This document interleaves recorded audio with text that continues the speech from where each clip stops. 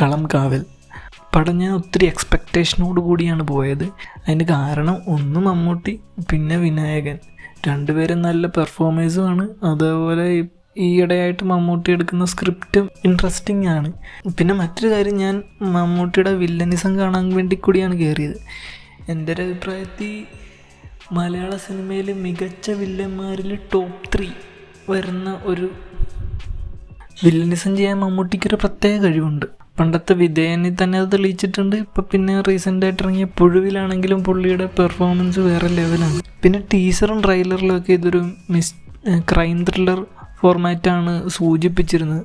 Actually പടത്തിൻ്റെ പകുതി interval വരെ ഒരു ക്രൈം ത്രില്ലറായിരുന്നു, എൻഗേജിങ് ആയിരുന്നു. ഇൻ്റർവെല്ല് കഴിഞ്ഞ് ക്ലൈമാക്സിലേക്ക് വരുമ്പോൾ നമ്മൾ എക്സ്പെക്റ്റ് ചെയ്യുന്ന ഒരു അൺഎക്സ്പെക്റ്റഡ് ട്വിസ്റ്റുകളോ വലിയ സംഭവമൊന്നും ഇല്ലാതെ നോർമലായിട്ട് പടം തീർന്നു.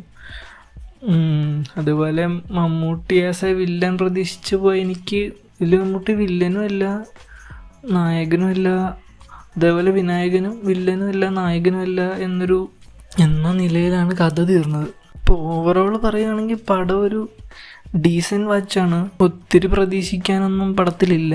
എക്സ്ട്രാ ഓർഡിനറി ആയിട്ട് പടത്തിലൊന്നും ഇല്ല. അതിപ്പോൾ സ്റ്റോറി വൈസ് ആണെങ്കിലും പെർഫോമൻസ് വൈസിലാണെങ്കിലും.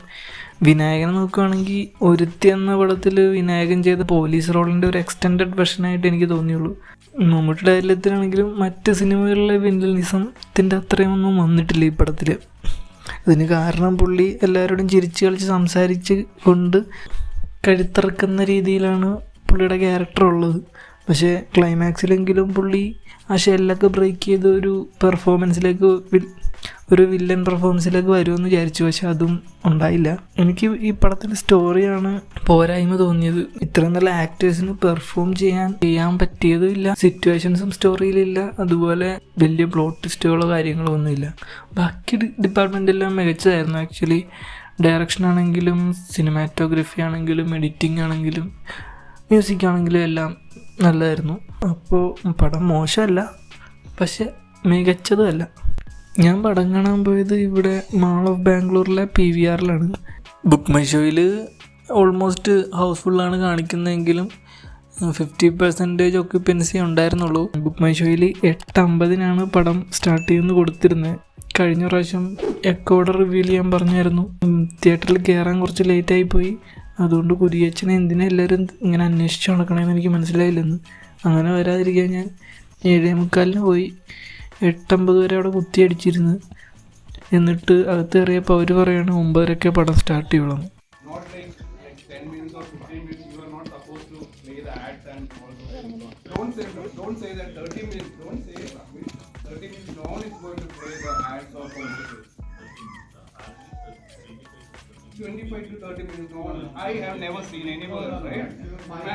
പടം കണ്ടിറങ്ങിയപ്പോൾ പാർക്കിംഗ് ചാർജ് മാത്രം എനിക്ക് 120 രൂപ വന്നു. അങ്ങനെ പൈസയും പോയി, സമയവും പോയി.